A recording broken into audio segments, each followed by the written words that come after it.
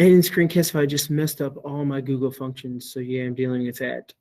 Gerard, what do you mean? What Google functions did it mess up? Can you hear me? Yes, I can. Yeah, so I mean, it synced all my home system. It when I went to install the Chrome extension, I did it without syncing, and then I couldn't find it, so I redid it, and I'm like, okay, well maybe I do need to sync it for me to work it. And so now I've got all my home, all my office, all my wife's stuff, and it's just now I've got to go through all the security checklists and uncheck everything and delete all the stuff on my school computer. So Uh, yeah, that's great. That's what Sorry about that. Yeah, the syncing option is really nice with Google in that instance, but it can also be kind of a pain when it comes to that. I apologize.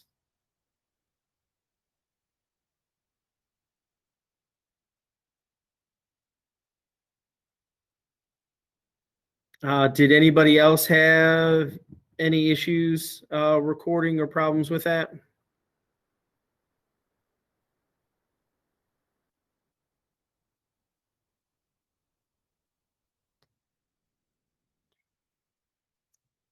Yeah, with that sync option up here, being able to sync, like I said, it's nice when you're wanting to keep track of all your bookmarks and everything, but if that's not on and then you go ahead and do it, sometimes that can kick you out of things and then ask you to re-sign into a bunch of different stuff or open up a bunch of different tabs. So that can be a little bit of a pain. I had that problem myself, ended up having to unsync everything because each time it, got everything synced up, it recreated my bookmarks. And I ended up with hundreds of thousands of bookmarks, slowing my browser down. And I just had to go and stop syncing everything. Yeah, I've had that when I've logged into like new devices, it'll pop up all these tabs up here, especially with like Bitmoji always asking you to sign in and stuff like that if you're using that. But yeah, I've heard that from other people as well. So well, we'll go ahead and move on to the next portion of the presentation, and that is now taking what you've done in Screencastify and putting that into a YouTube playlist, right? So you can, within Screencastify, as we saw, you can share it and publish it directly to YouTube if you want. Or you have, if you have the video downloaded somewhere else, or if you have other videos from the past downloaded somewhere, you can go ahead and upload those into YouTube and create that playlist, right? So for me, just putting it in perspective from how we've used this, how we've done this in our district and in my role, is that we've started Google certification courses for teachers within our district. And what we've done is we've created, quick hitter videos, on nothing more than like a minute or a minute and a half of, different features that we want the teachers to learn and go through to then help prepare them for the Google certification test. And then what we've done with those videos is, when we first started this, we just had them all stored in a folder in a share drive. And then, we would put those in Google Classroom to share with teachers so that they could see them. Well, that's a lot of videos to then add links within Google Classroom, right? So we then transitioned to, we created a generic technology account. And with that, we have our own YouTube channel within there. And then we started creating playlists for those different topics, right? So we had We had playlists for Canvas for beginners. We had playlists for Google Classroom 101, and then we had the playlist for Seesaw. We have in there. We have a playlist for all the different features of Google certification. So just to let you know, like how we've used it, and again, think about for yourself. You can create your own playlist for each unit, and then if you have those different videos in there, you can put videos that maybe you found on YouTube within there, and then put your own presentation videos within that playlist. So the best way to get to your channel, if you haven't created one yet, right, is to click on that little plus video. So we're going to go ahead and go into YouTube right now.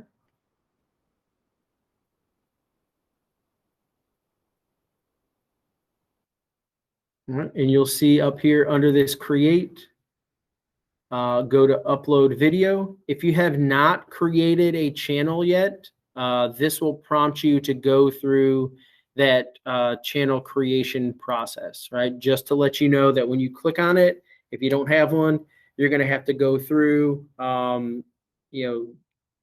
it's going to ask you for the account to connect it to and all that kind of stuff. But once you've done that, you only have to do that one time, and then you can go right into your channel from there.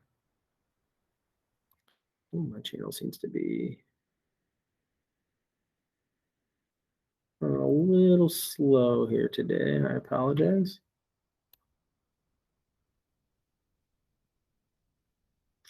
There we go. Right. So once you're within your channel, right, you'll see here I took some of these return to safe school videos and we put that into a playlist as well. But over here on the left-hand side, you'll see all the different content that you have within there. These are all the different videos that you have, right? So when you go to create, you're going to go to upload a video. It's going to ask you to select a file. You're going to go ahead and search and find a video that you want to upload.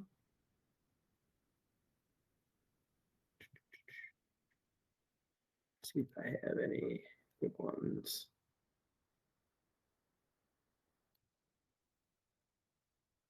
All right. Then it's going to go through that upload process. And then there are 4 different steps that you have to go through anytime you upload a video, right? And these are just kind of fine-tuning that video while it's processing at this point in time. So you have to give it a title, right? Depending on how you have it set up. I know for me, having a set standard for titling is always the best way to go. So if you know, like all these videos are going in a specific unit and you want to make sure that they keep that specific order, then you definitely want to make sure you start with, 01 hyphen whatever the title of it is, right? That's just an important thing to keep in mind, because then it's easier to find, easier to remember where it goes when you're putting it in that playlist, right? Giving the video a description always helps. This is the best place to put something like a Creative Commons license. So if you want to make sure that people understand how they can use your video or how they can't use your video, this is where you're going to want to put that information. It's very easy. If you just go to Creative Commons and you look at what their licensures are, you can just put on there, you can just copy from what they have and add that in here to the description. That way people know if they can use it or if they can't use it. You can give your video a thumbnail, right? You can choose a screenshot from here that they have, or you can upload your own thumbnail if you want. So if you want the same image for each video as a thumbnail when people look on it, so maybe you want to create like a unit 1, right? And when they look at it, they'll always see that they know that that's unit 1 when they look at that image.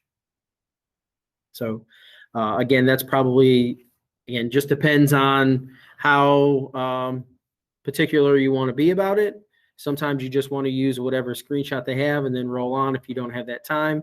But if you want to, using something like Canva or Google Draw to create your standard thumbnail for those units might be a way to go.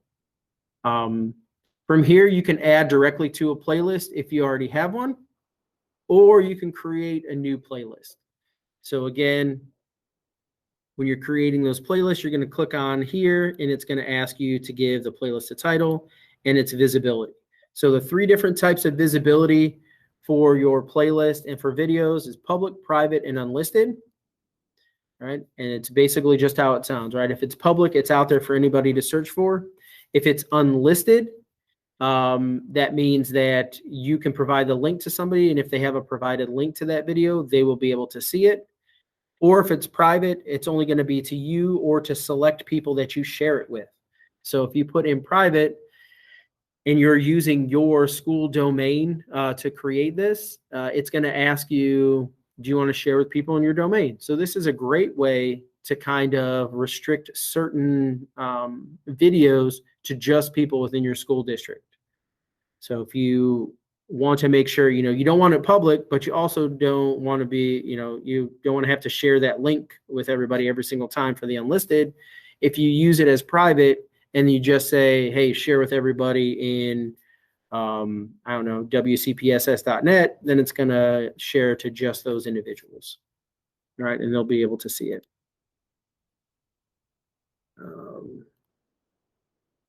You also have this option here. Yes, it's made for kids. No, it's not made for kids. Again, just depends on what you have in there. You can also add age restrictions if you need to. So depending on the topic of the video, maybe something you would consider from there. Right. Nope, it's not. I'm going to hit next. And then it's going to ask you about different video elements that you may want to use, different cards. If you want to end content within there, you could do that within here. If you had other content that you needed to promote, you could put those cards within there as well. This is a newer feature that YouTube has added. So what it's doing here is it's allowing you to go through, or it's going through the video for you and checking to see if there are any copyright issues. Most of the copyright issues you're going to come across within YouTube videos probably going to be related to audio.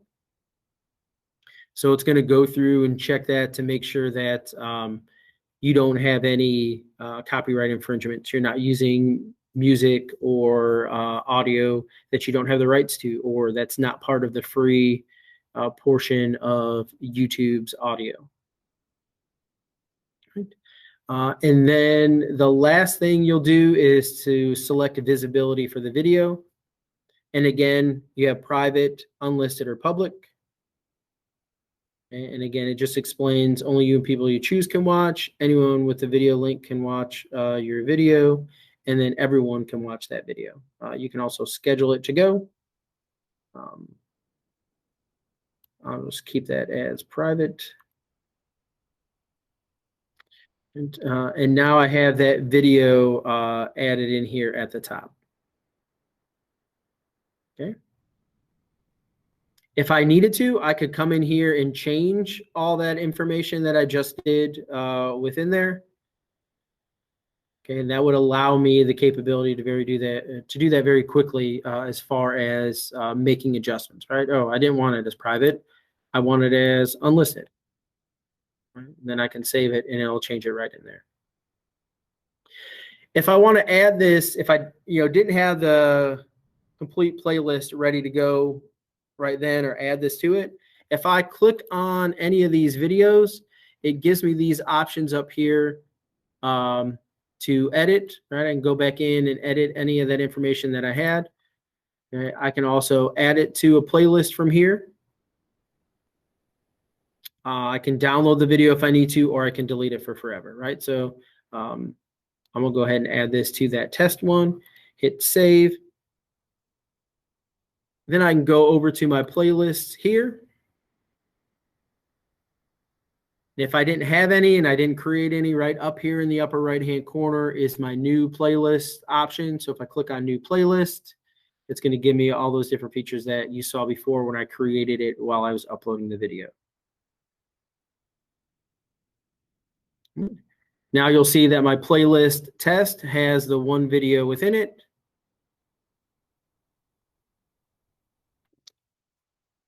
If you had multiple videos, you would see those over here to the right-hand side. I can change the title of my playlist from in here. I can update the description as well. And again, you know, what we do for our Google certification stuff is we put in our Creative Commons within the video as well as within the playlist, because we share the playlists out for people. Again, you can add, if you click on the three dots, you can add videos within here. You can adjust the playlist settings or delete the playlist entirely if you needed to. And you also have the option to share this playlist out to others. Right? Or grab an embed code if you wanted. And again, this will be for the entire playlist to show. And that's probably what you're going to want to do, right? You're going to want to have your all your videos done and created, upload those into YouTube at that time, or publish them directly from Screencastify into YouTube, and then have your playlist ready to go. Grab that share link, and then use that playlist share link to post within Google Classroom, or grab the embed code and you can post or you can embed your playlist within Canvas, right? And then it will allow them to click through all those videos without having to look at each individual video within there. All right. Go back to my presentation, make sure I covered everything. Yep. Necessary fields. Create playlist, edit. Yep. All right. Any questions about uploading videos to YouTube, creating your playlist, and finalizing those videos that you have in YouTube?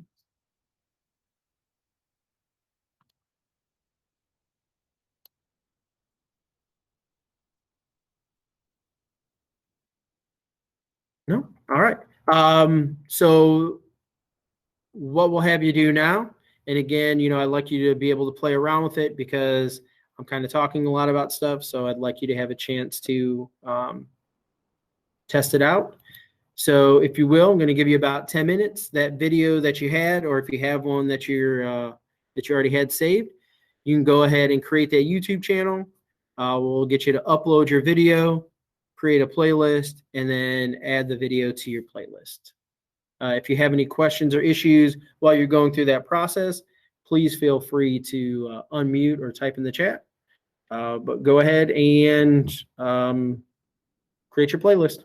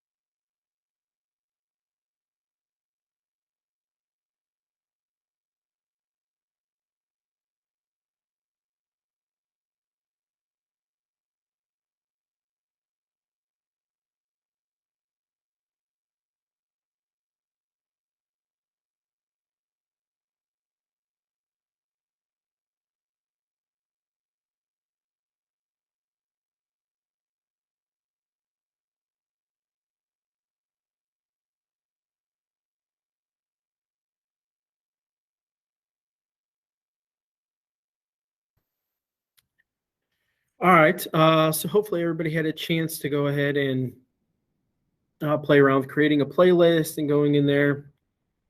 I just want to share with you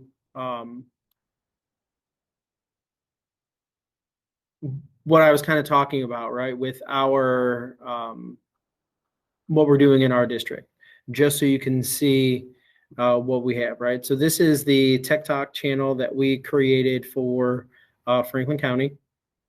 So again, we created a separate email account for this YouTube channel. We're all managers in it that are, the different ITFs up here. You can see all the videos that we have within here, right? And, looking at the name conventions for most of those with those videos in there. That way they're easy to find. Also, our different playlists that are in there. You can see you can easily tell the different ones by level 1, level 2. Also, through Canvas Intermediate, Canvas Beginner, right? We have those different tiles at the beginning of each one. And so if you look at this playlist, we have all those at the beginning. That way everybody knows when you look at it, which one it belongs to. Right. We have a nice little intro portion for most of them that has everybody on there. Right. So again, looking at how particular and how fine you want to be with what you're setting up, it may take a little bit more time on the front end to create those thumbnails that you want to use, or to create that intro video that you want to use. But again, once you've created that and you have it ready to go, it's very easy to add that to each video and to go from there. I used Canva to create all these intro parts for our Google certification, right? So everything that you see here, this was all Canva. It's a nice, quick little video at the beginning. We used a Super Mario Brothers theme.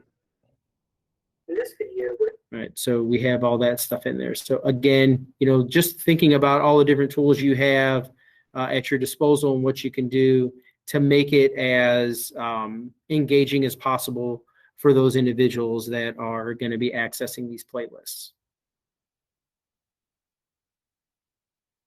All right. Go ahead and get back into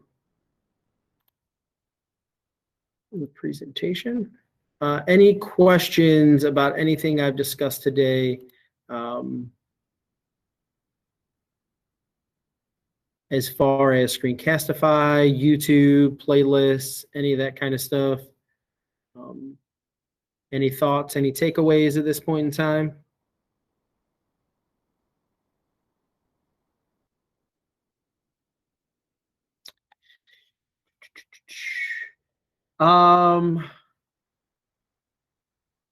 Lisa, let me see. I'm trying to think of how we have that set up.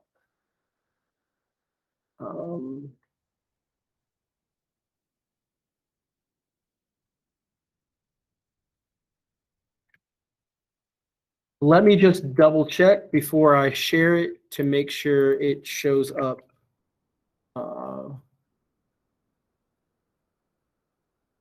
Forever. Okay. Yep.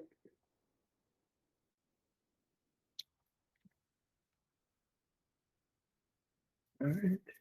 There's the link, Lisa, if you want to click on that and double check and make sure that it opens up for you and you're able to see stuff on there. I do know that we did have to restrict some things within there just because they were a little more specific to our county. So some of the videos, I don't think we made any of them private. So as long as you have the link or you have anything on there, you should be able to see most of the stuff that we have on there. But yeah, feel free to check it out and go from there.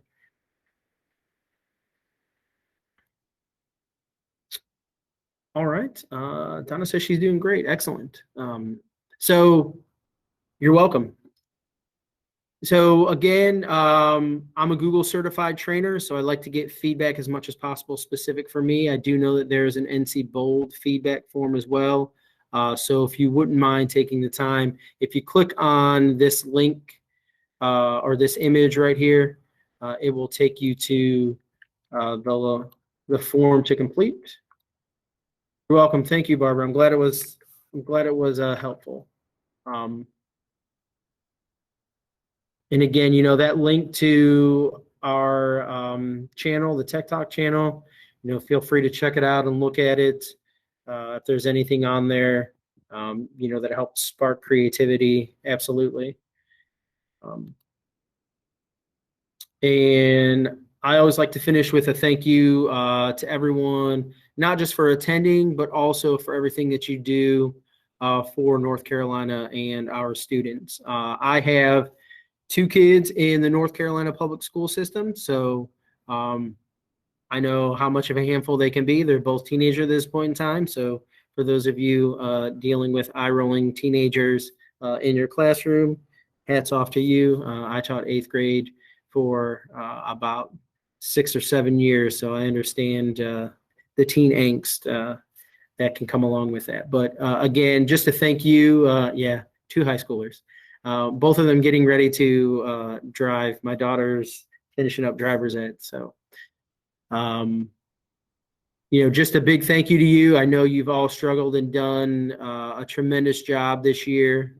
We can never hear thanks enough, I don't think, in our profession. So, the more we can say it to each other, the better. But just know that there are people out there that appreciate everything you do. Twyla, you have your hand raised. What's up?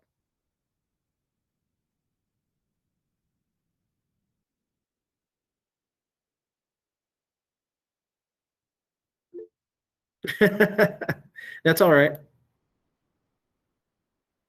And then just make sure you're welcome. Just make sure you click on or you use the QR code for the app to get credit for being here, or if you need to, you can click on that link for the alternative attendance form. And then at the very end, they have this this bit.ly as well for NC Bold's feedback. And both of those are the last couple slides within the presentation, which if anybody needs, here is the link to the presentation. We've got about 7 minutes left or so while you finish up the feedbacks and the attendance. So I'm just going to hang out here.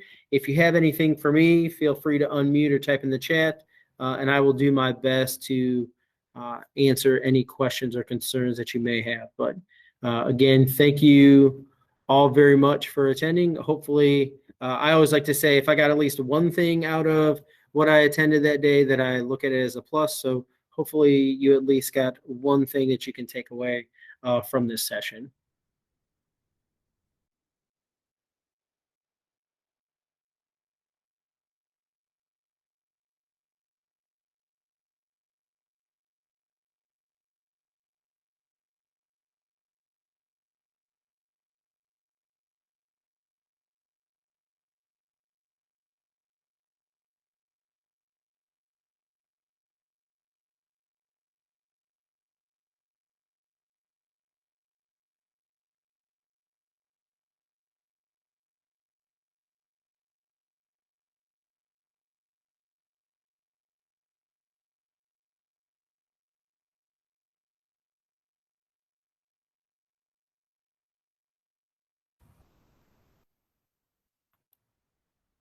Which slide? Oh my gosh, that's embarrassing. Which slide, Kim? Sorry. Video.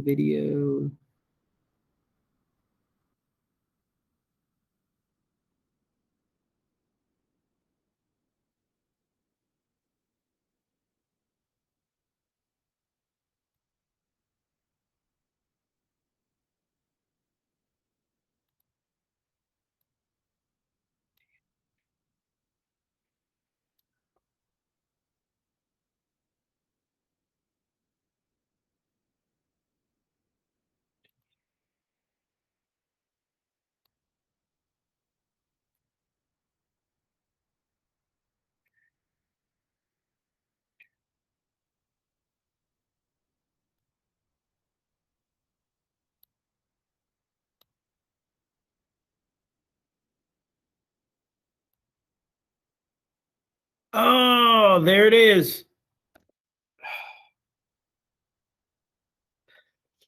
Ah, the shame I feel.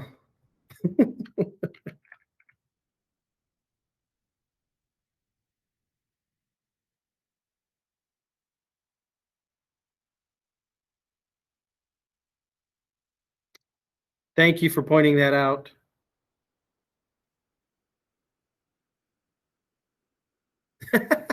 Please, please do mention it. I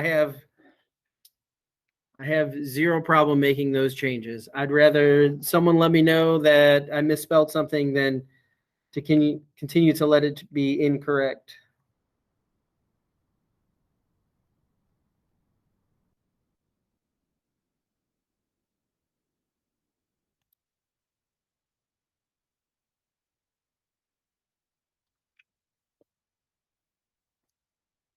So if we're supposed to receive certificates for these sessions, I've been checking in on the perform trainers app, but can't tell if it is marking.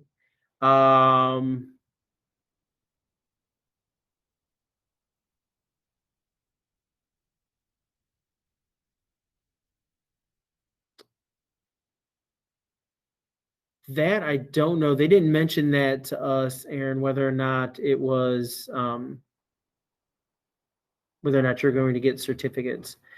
You may want to reach out to Lauren or Brian about that, because I know that they're the ones that gave us the links and everything to all that.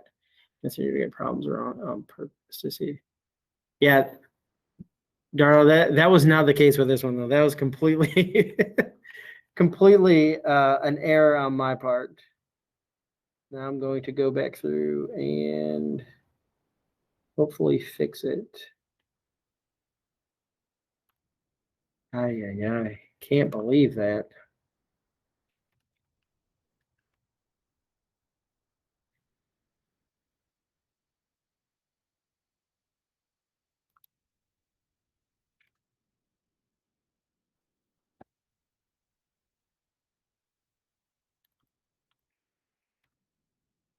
Typing too quickly for my own good. Get out of the way. On every slide, I must have just copied and pasted. Wow. All right, so 5, 6, 8, and 10.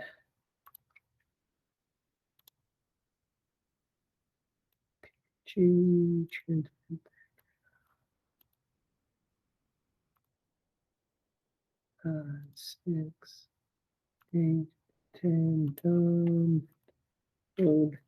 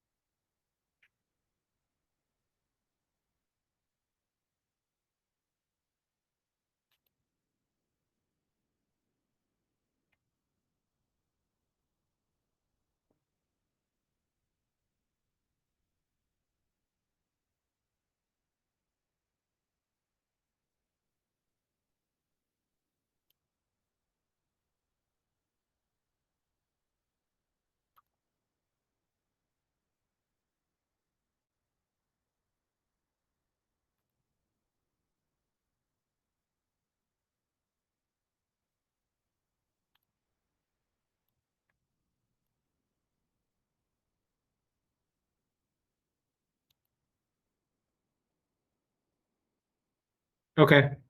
Thank you, Twyla. That's good to know. I'll double check and see with others as well. Thank you, Aaron. Have a good one.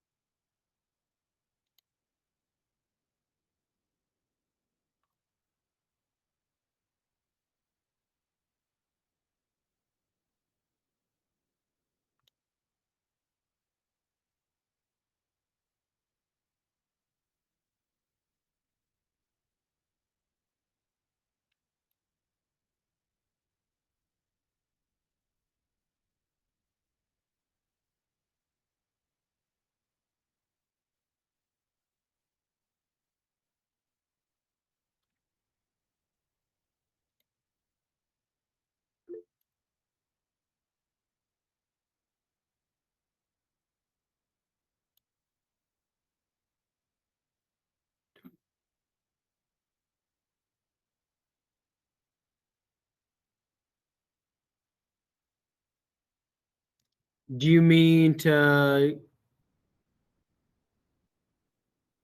for sign in, Donna?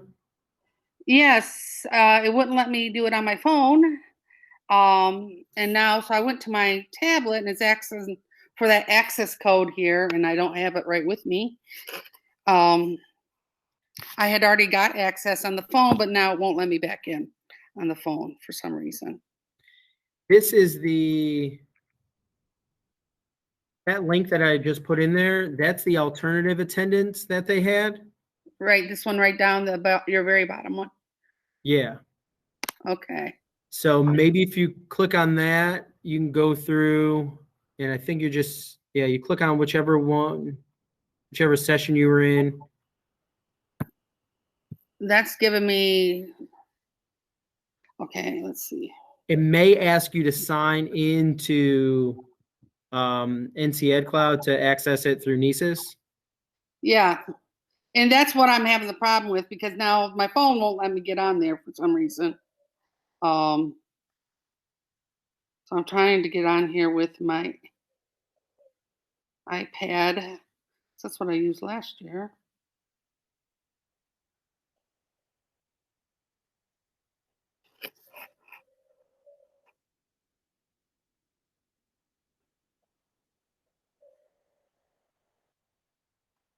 Okay.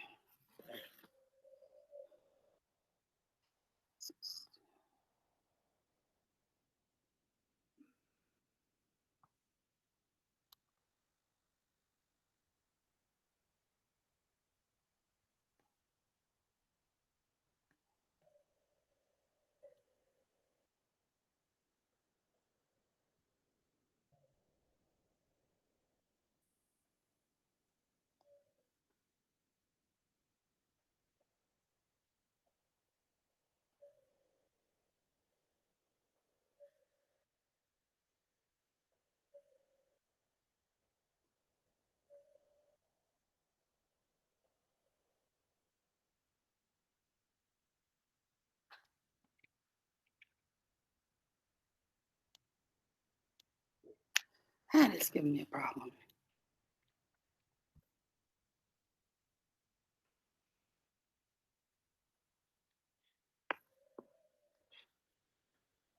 There's Lauren's email if you wanted to contact her. Okay. And that way, just let her know that you're trying to sign in to get credit for attendance. Let's go down to the bottom. Okay. And I'm going to go ahead and stay on so I can get your name from the screenshot. Sue.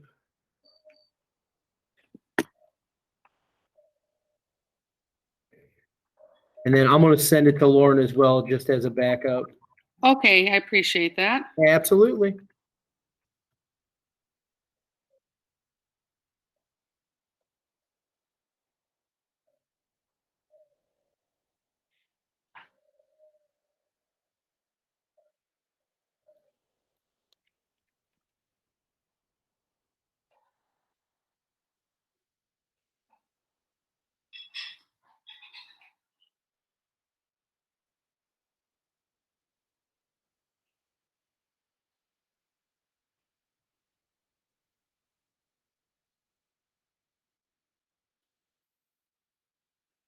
All right. I have sent that on to her.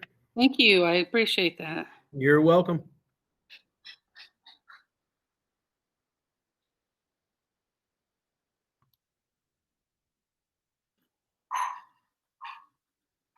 Let's see.